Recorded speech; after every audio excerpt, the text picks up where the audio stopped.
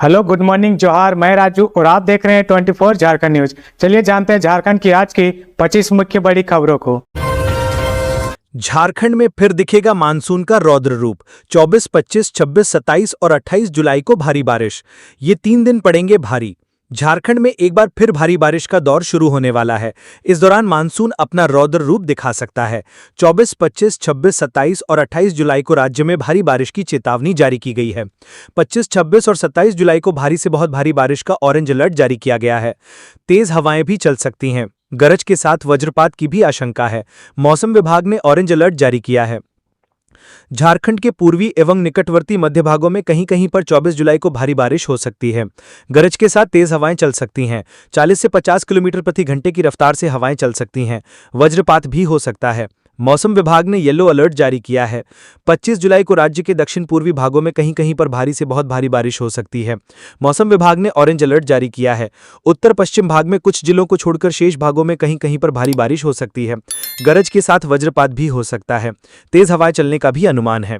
झारखंड के दक्षिण एवं मध्यवर्ती भागों में कुछ स्थानों पर 26 जुलाई को कहीं कहीं पर भारी बारिश और कहीं कहीं पर बहुत भारी बारिश हो सकती है। ऑरेंज अलर्ट जारी किया गया है। झारखंड के दक्षिण पश्चिमी भागों में 27 जुलाई को कहीं कहीं पर भारी से बहुत भारी बारिश की चेतावनी जारी की गई है।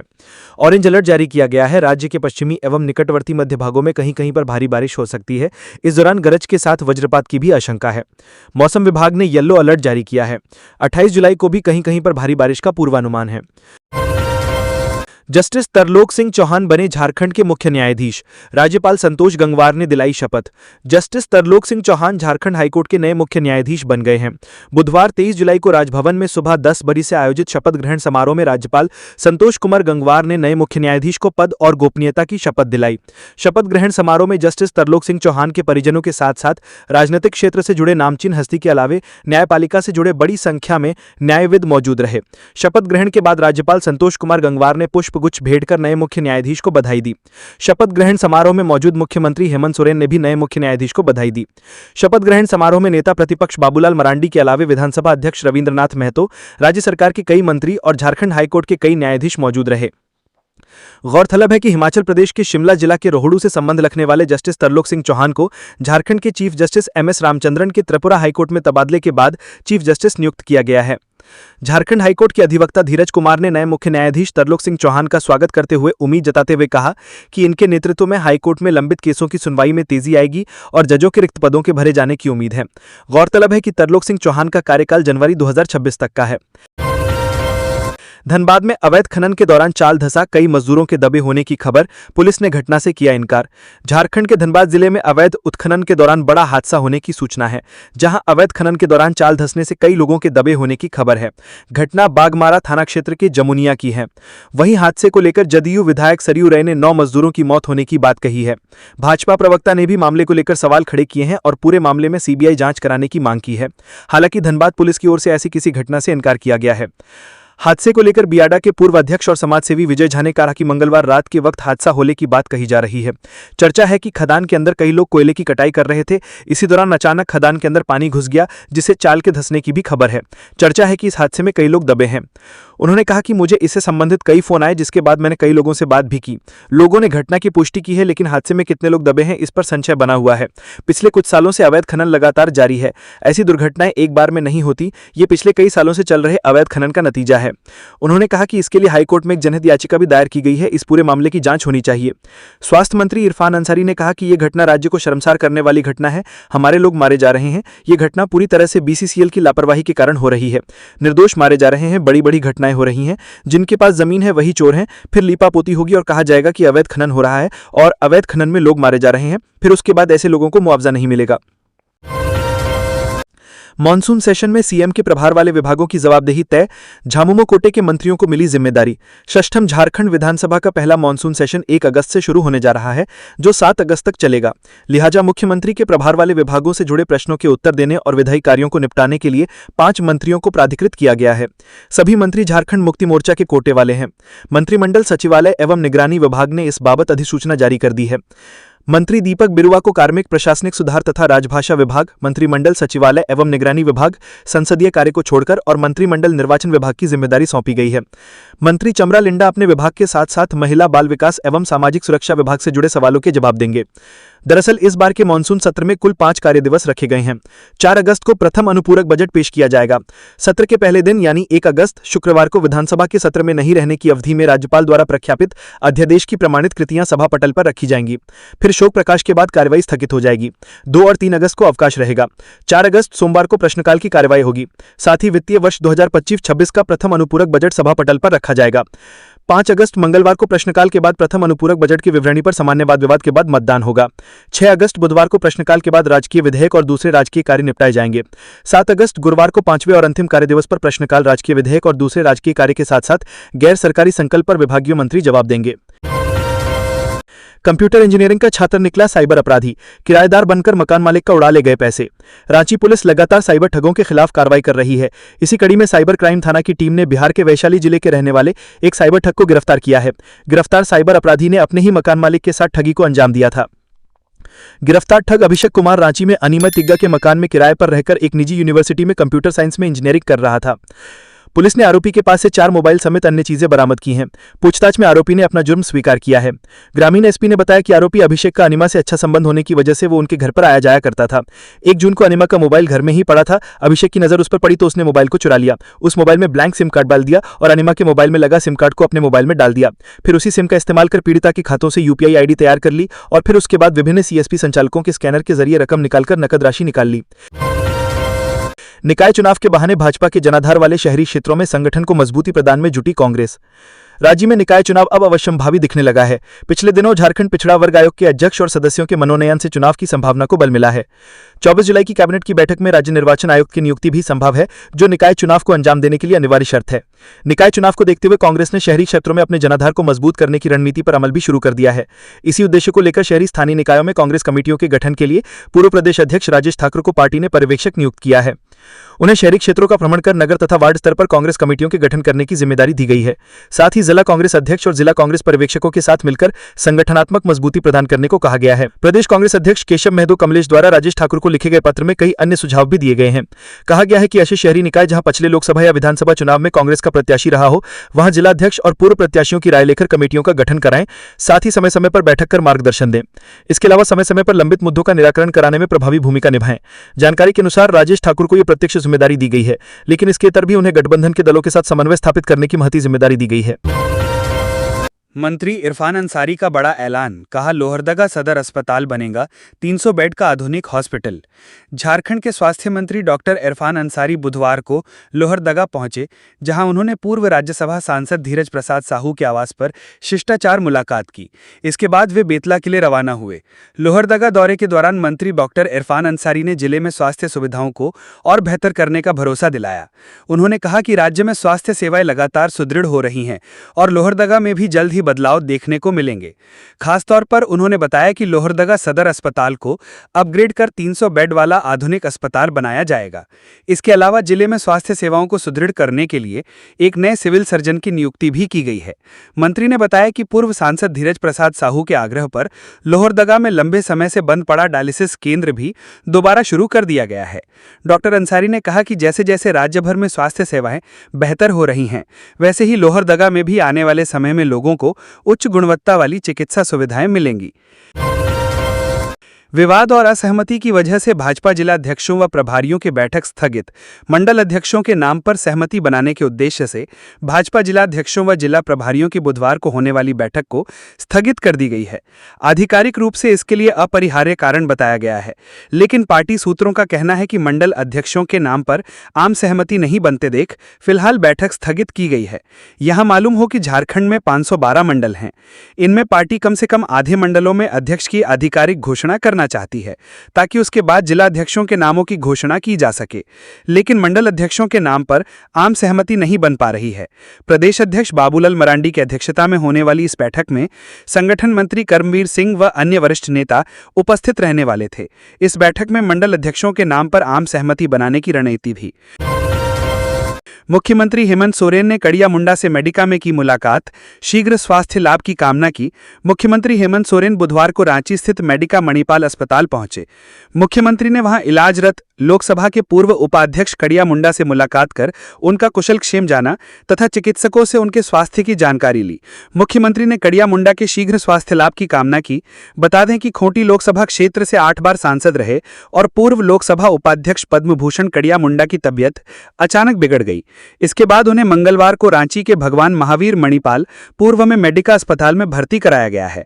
इस संबंध में डॉक्टर निर्मल सिंह ने बताया कि सोमवार की शाम को कड़िया मुंडा की तबीयत अचानक खराब हो गई। इसके बाद उन्हें नियमित जांच के लिए अस्पताल लाया गया, लेकिन चिकित्सकों की सलाह पर उन्हें अस्पताल में भर्ती कराया गया।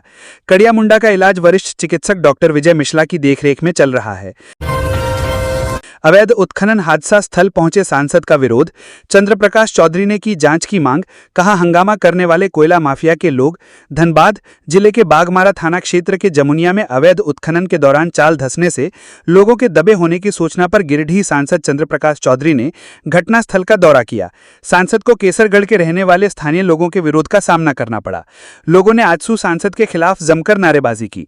लोगों के गुस्से को देख सांसद चंद्रप्रकाश चौधरी पार्टी समर्थकों के साथ बागमारा थाना पहुंचे और जांच शुरू नहीं होने तक थाने में डेरा जमाए रहने की बात कही।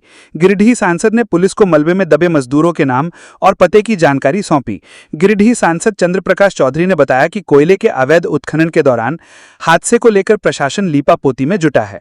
सांसद ने बताया, जब वे घटनास्थल पर निरीक्षण करने पहुंचे तो कोयले तस्करी में शामिल लोग मेरे विरोध पर उतर आए। कोयले के अवैध उत्खनन के दौरान हुए हादसे में कई लोगों के दबे होने की बात सामने आई थी। जांच की मांग को लेकर गिरिडीह सांसद बागमारा थाना में घंटों खड़े रहे। पुलिस का कहना था कि हमें कोई शिकायत नहीं मिली है, आखिर हम जांच कैसे कर सकते हैं। गिरिडीह सांसद के द्वारा उत्खनन के दौरान हुए हादसे में 5 लोगों के नाम भी पुलिस को दिए गए हैं। उनका एड्रेस भी सांसद के द्वारा बताया गया है, लेकिन फिर भी पुलिस लिखित शिकायत की मांग करती रही है। गिरिडीह सांसद ने कहा कि ये लोग जब सांसद से उलझ सकते हैं तो फिर आम आदमी इन कोयला तस्करों के आतंक से कैसे बच सकता है। इस मामले पर सांसद चंद्रप्रकाश चौधरी पूरी तरह से गंभीर नजर आए और इसी गंभीरता का ये नतीजा निकला कि वो घंटों तक बागमारा थाने में डटे रहे और जब पुलिस ने जांच की प्रक्रिया आगे नहीं बढ़ाई तो उन्होंने खुद से एक लिखित शिकायत थाने में दी, जिसके बाद पुलिस ने जांच का आश्वासन दिया है। वहीं विरोध करने वाले लोगों का कहना था कि चुनाव में सांसद चंद्रप्रकाश चौधरी को जिताने के लिए हमने कड़ी मेहनत की थी, लेकिन सांसद के द्वारा हमारे लिए कोई भी कार्य नहीं किया गया। अवैध उत्खनन को हादसे का नाम देकर उनके द्वारा राजनीति की जा रही है। लोगों ने आगे बताया कि सांसद के साथ चापलूसी करने वाले रहते हैं। जिन लोगों ने लोकसभा चुनाव के दौरान सांसद का वोट काटा था, वही लोग अब सांसद के साथ हैं। लोगों का कहना है कि सांसद की इस कार्यशैली का हम सभी विरोध कर रहे हैं। हाईकोर्ट ने कहा, ऑटो डीसीआर सॉफ्टवेयर से भवनों का नक्शा पास करने में लाएं तेजी। झारखंड हाईकोर्ट ने आरआरडी और रांची नगर निगम में नक्शा स्वीकृति में विलंब और वसूली के मामले में स्वतः संज्ञान से दर्ज याचिका पर सुनवाई की।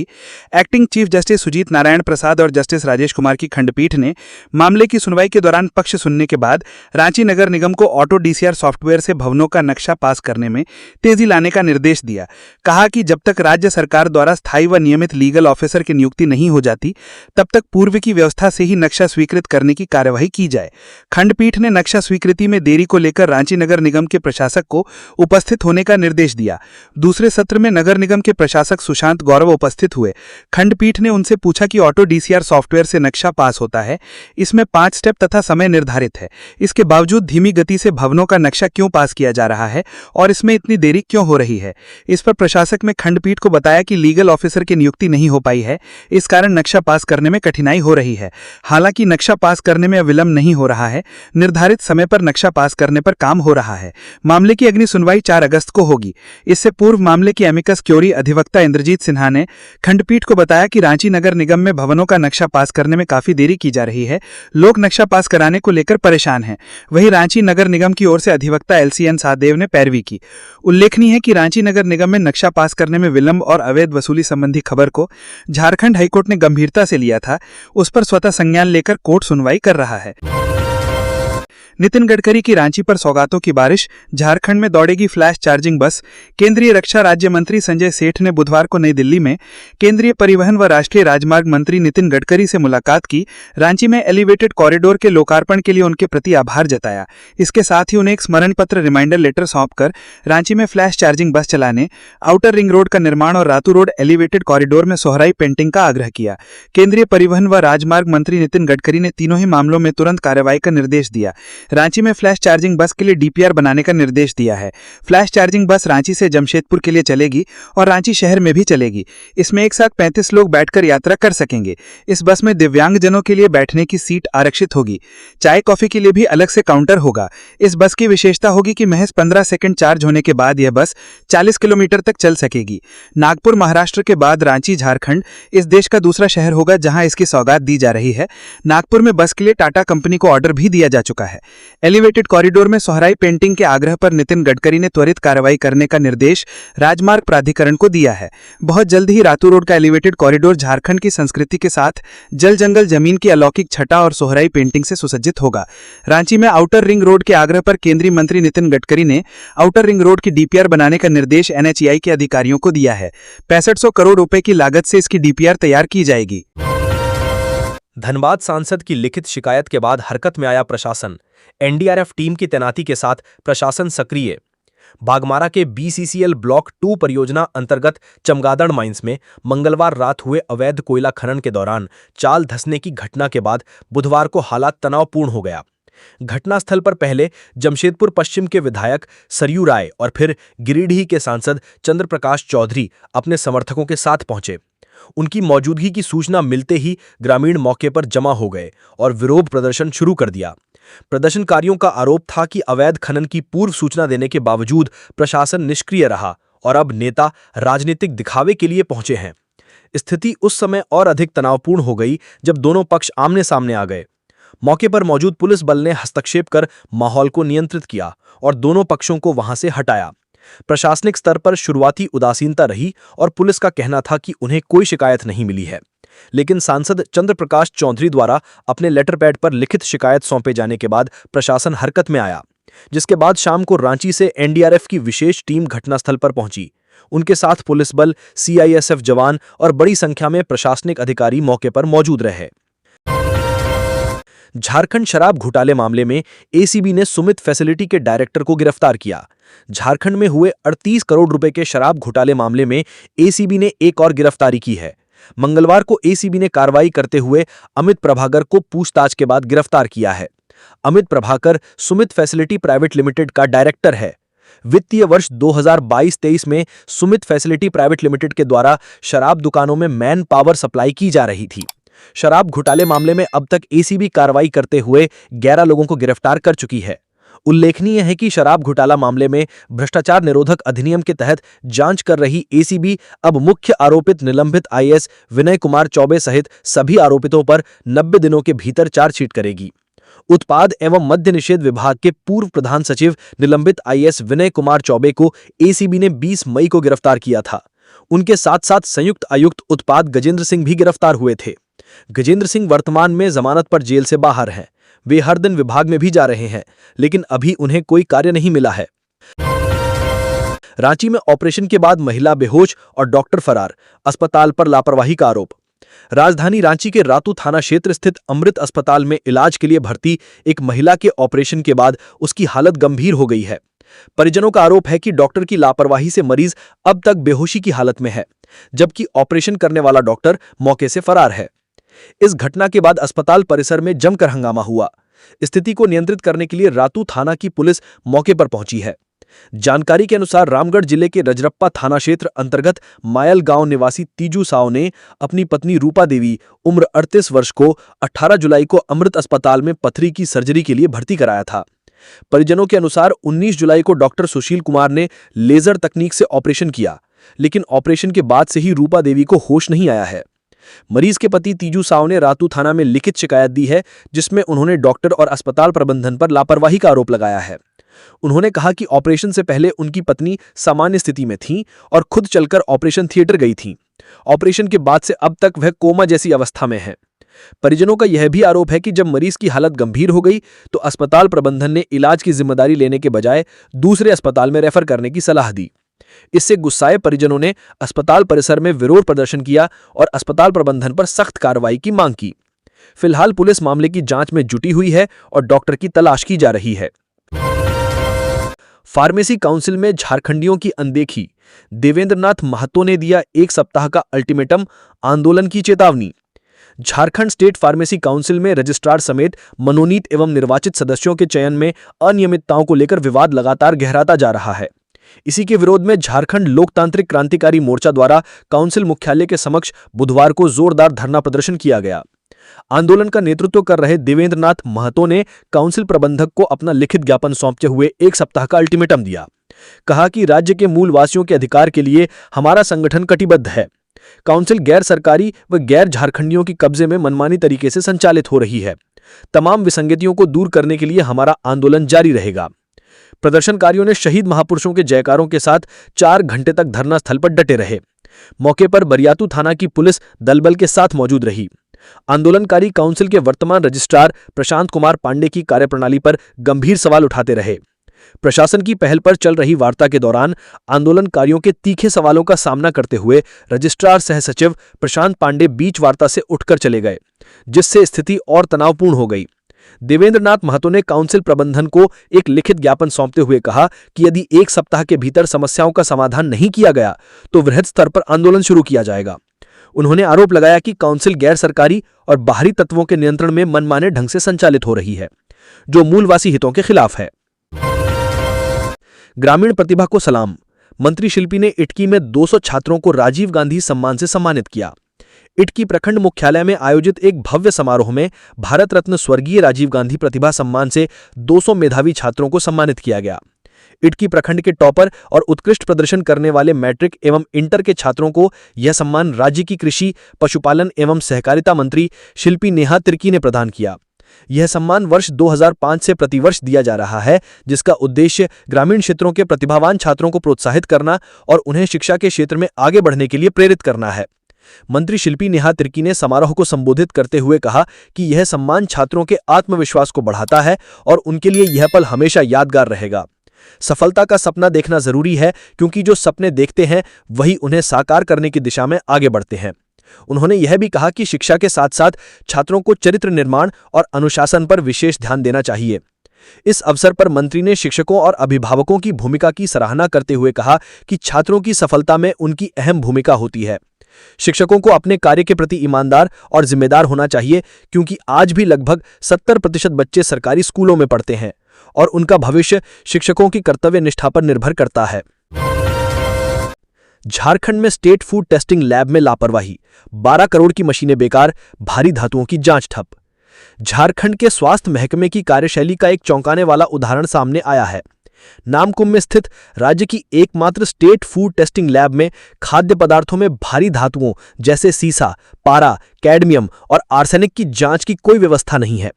हैरानी की बात यह है कि स्वास्थ्य विभाग ने इन भारी धातुओं की जांच के लिए 12 करोड़ रुपए की लागत से अत्याधुनिक मशीनें खरीदी, लेकिन इन मशीनों को चलाने के लिए आवश्यक गैस सिलेंडरों की आपूर्ति सुनिश्चित नहीं की जा सकी। इस लापरवाही के कारण लैब में भारी धातुओं की जांच पूरी तरह ठप है, जिससे खाद्य सुरक्षा और जन स्वास्थ्य पर गंभीर सवाल उठ रहे हैं। नामकुम में स्थित state food testing lab Jharkhand की एकमात्र ऐसी लेबोरेटरी है जो खाद्य पदार्थों की गुणवत्ता और सुरक्षा की जांच के लिए स्थापित की गई थी। स्वास्थ्य विभाग ने भारी धातुओं की जांच के लिए लगभग 12 करोड़ रुपए की लागत से कई अत्याधुनिक मशीनें खरीदी, जो खाद्य पदार्थों में सीसा, पारा, कैडमियम और आर्सेनिक जैसे हानिकारक तत्वों की मात्रा का पता लगा सकती हैं। लेकिन इन मशीनों को चलाने के लिए आवश्यक गैस सिलेंडरों जैसे आर्गन, हीलियम, नाइट्रोजन और एसिटिलीन की नियमित आपूर्ति का कोई सिस्टम नहीं बनाया गया। रांची के खेलगांव में सेना भर्ती रैली 22 अगस्त से तैयारी जोरों पर, डीसी ने दिया निर्देश। झारखंड के युवाओं के लिए सेना में भर्ती होने का सुनहरा मौका आने वाला है। रांची के खेलगांव में 22 अगस्त से 4 सितंबर 2025 तक सेना भर्ती रैली का आयोजन संभावित है। इसको लेकर रांची के उपायुक्त मंजुनाथ भजयंत्री की अध्यक्षता में सोमवार को समाहरणालय सभागार में एक अहम बैठक हुई। बैठक में मौजूद डायरेक्टर रिक्रूटिंग कर्नल विकास भोला ने कहा कि रांची जिला से ज़्यादा युवाओं को सेना में भर्ती कराना उनका मकसद है। इसके लिए भर्ती स्थल पर सभी मूलभूत सुविधाएं, मेडिकल टीम, ट्रैफिक व्यवस्था, सुरक्षा और रहने की उचित व्यवस्था की जाएगी। उपायुक्त ने भरोसा दिलाया कि जिला प्रशासन की ओर से सभी जरूरी इंतजाम समय पर पूरे कर दिए जाएंगे। डीसी मंजुनाथ भजयंत्री ने युवाओं से साफ कहा कि भर्ती पूरी तरह पारदर्शी तरीके से होती है। इसमें किसी दलाल की कोई ज़रूरत नहीं है। कोई झांसे में न आए। जो योग्य होगा उसी की भर्ती होगी। अगर कोई व्यक्ति पैसे या झूठे वादे करता है तो उससे दूर रहे और उसकी सूचना तुरंत प्रशासन को दे। जो भी युवा रैली में शामिल होना चाहते हैं उन्हें ऑनलाइन जाति, निवास और चरित्र प्रमाण पत्र साथ लाना होगा। बिना सही दस्तावेज के भर्ती रैली में भाग लेने की अनुमति नहीं दी जाएगी। साथ ही सभी अभ्यर्थी को अपना एंड्रॉयड मोबाइल फ़ोन लाना अनिवार्य है। रैली का प्रवेश पत्र भीगने से बचाकर रखें। झारखंड में चतुर्थ वर्गीय नियुक्तियों पर फिलहाल रोक। नई नियमावली बनने तक नहीं होगी बहाली। झारखंड सरकार ने राज्य भर में चतुर्थ वर्गीय पदों पर नई नियुक्तियों पर तत्काल प्रभाव से रोक लगाने का फैसला किया है। यह निर्णय मुख्यमंत्री के निर्देश पर लिया गया है और अब कार्मिक एवं प्रशासनिक सुधार विभाग इस संबंध में औपचारिक आदेश जारी करने जा रहा है। आदेश जारी होते ही राज्य के सभी 24 जिलों को इसके बारे में सूचना दे दी जाएगी। यह फैसला पलामू जिले में चतुर्थ वर्गीय पदों पर नियुक्ति को लेकर उठे विवाद के बाद लिया गया है। 11 जुलाई को हुई राज्य मंत्रिपरिषद कैबिनेट की बैठक में इस विषय पर गहन चर्चा हुई, जिसके बाद यह तय किया गया कि जब तक नई नियुक्ति नियमावली तैयार नहीं हो जाती तब तक पूरे राज्य में इस श्रेणी के पदों पर कोई बहाली नहीं होगी। जानकारी के अनुसार झारखंड के अलग राज्य बनने के बाद से अब तक बिहार की 1975 की नियमावली, जो 1980 में आंशिक रूप से संशोधित हुई थी, के आधार पर चतुर्थ वर्गीय पदों पर नियुक्ति की जाती रही है। इस नियमावली के तहत मैट्रिक के अंकों के आधार पर मेरिट लिस्ट बनाई जाती थी। पलामू में भी इसी प्रक्रिया के तहत बहाली की जा रही थी, लेकिन इसे झारखंड की परिस्थितियों के अनुकूल नहीं मानते हुए सरकार ने इस व्यवस्था में बदलाव का निर्णय लिया है। कैबिनेट ने कार्मिक विभाग को निर्देश दिया कि वह अन्य राज्यों की नियुक्ति प्रक्रिया का अध्ययन करे और उसके आधार पर झारखंड की ज़रूरतों के मुताबिक नई नियमावली बनाए। सूत्रों के अनुसार नई नियमावली में सिर्फ शैक्षणिक अंक के आधार पर नहीं बल्कि लिखित परीक्षा और शारीरिक दक्षता परीक्षा जैसे तत्वों को भी शामिल किया जा सकता है। 1 अगस्त से शुरू होगा झारखंड विधानसभा का मानसून सत्र। 2 दिन अवकाश। इस तारीख को पेश होगा प्रथम अनुपूरक बजट। झारखंड विधानसभा का मानसून सत्र 1 अगस्त 2025 से शुरू होगा, 7 अगस्त तक चलेगा। इस दौरान 2 दिन का अवकाश है। इस मानसून सत्र में सिर्फ 5 कार्य दिवस होंगे। मंगलवार को षष्ठम झारखंड विधानसभा के तृतीय मानसून सत्र का औपबंधिक कार्यक्रम जारी किया गया। इसके अनुसार 4 अगस्त को सदन में प्रथम अनुपूरक बजट पेश होगा। 5 अगस्त को प्रथम अनुपूरक बजट पारित हो जाएगा। झारखंड विधानसभा में 1 अगस्त को शपथ ग्रहण, शोक प्रकाश और विधानसभा के सत्र में नहीं रहने की अवधि में राज्यपाल द्वारा प्रख्यापित अध्यादेश की प्रमाणीकृत प्रतियां सभा पटल पर रखी जाएंगी। 2 अगस्त और 3 अगस्त को मानसून सत्र नहीं चलेगा। दोनों दिन अवकाश रहेगा। 4 अगस्त को झारखंड विधानसभा के मानसून सत्र में प्रश्नकाल होगा। सदन में वित्तीय वर्ष 2025-26 का प्रथम अनुपूरक बजट पेश किया जाएगा। 5 अगस्त को प्रश्नकाल होगा। वित्तीय वर्ष 2025-26 के प्रथम अनुपूरक बजट पर सामान्य वाद विवाद और मतदान के बाद इसे पारित किया जाएगा। 6 अगस्त को प्रश्नकाल, राजकीय विधेयक एवं अन्य राजकीय कार्य होंगे। आखिरी दिन 7 अगस्त को प्रश्नकाल, राजकीय विधेयक एवं अन्य राजकीय कार्य एवं गैर सरकारी सदस्यों के कार्य होंगे। इसके साथ ही मानसून का यह छोटा सत्र संपन्न हो जाएगा। रांची में पहली बार बनेगी 10 लेन की सड़क। 301 करोड़ रुपए होगी कुल लागत। रांची में पहली बार 10 लेन की सड़क बनाई जाएगी, जिसकी कुल लागत करीब 301 करोड़ रुपए होगी। यह सड़क धुरवा के विवेकानंद स्कूल के नयसराय होते हुए रिंग रोड तक बनेगी। इस सड़क के लिए पूरा प्लान तैयार हो चुका है और DPR डिटेल प्रोजेक्ट रिपोर्ट को तकनीकी मंजूरी मिल गई है। यह सड़क आधुनिक तकनीकी से बनेगी और पूरी तरह ट्रैफिक मुक्त होगी। मुख्य सड़क 6 लेन की होगी, जिस पर वीवीआईपी, वीआईपी और अन्य बड़े वाहन चलेंगे। सड़क के दोनों ओर 2-2 लेन की सर्विस रोड होगी, जिससे छोटे और अन्य निजी वाहन आ जा सकेंगे। सड़क के किनारे पर साइकिल ट्रैक बनाया जाएगा, जिसके ऊपर सोलर पैनल लगाए जाएंगे। इनसे बिजली उत्पन्न होगी, जिससे सड़क पर लाइटिंग की व्यवस्था की जाएगी। बेहतर ड्रेनेज सिस्टम और बैठने की जगह भी बनाई जाएगी, जिससे सड़क सुंदर और सुविधाजनक होगी। ध्रुव रांची में 2 दिवसीय कार्यशाला संपन्न। 14 राज्यों के प्रतिनिधियों ने लिया हिस्सा। स्वास्थ्य, पोषण और स्वच्छता पर महिलाओं की भूमिका पर हुई चर्चा। झारखंड की राजधानी रांची में 2 दिवसीय कार्यशाला का आयोजन हुआ। इस कार्यक्रम का विषय था संगठन, स्वास्थ्य समृद्धि, खाद्य, पोषण, स्वास्थ्य एवं स्वच्छता में महिला समूहों की भूमिका। इस कार्यक्रम का आयोजन भारत सरकार के ग्रामीण विकास मंत्रालय और Jharkhand state livelihood promotion society ने मिलकर किया। इसमें 14 राज्यों से आए अधिकारी और प्रतिभागियों ने हिस्सा लिया। कार्यशाला में मुख्य अतिथि ग्रामीण विकास मंत्री दीपिका पांडे सिंह ने कहा कि झारखंड की 32 लाख ग्रामीण महिलाएं बदलाव की प्रतिनिधि बन रही हैं। सरकार की मैया सम्मान योजना, सीएलएफ फंड, बिरसा हरित ग्राम योजना जैसी योजनाएं महिला सशक्तिकरण की दिशा में मजबूत कदम हैं। उन्होंने कहा कि सिर्फ शारीरिक नहीं, मानसिक स्वास्थ्य पर भी ध्यान देना जरूरी है। महिलाएं अब खुद भी जागरूक हो रही हैं और अपने गांव समुदाय को भी संगठित कर रही हैं।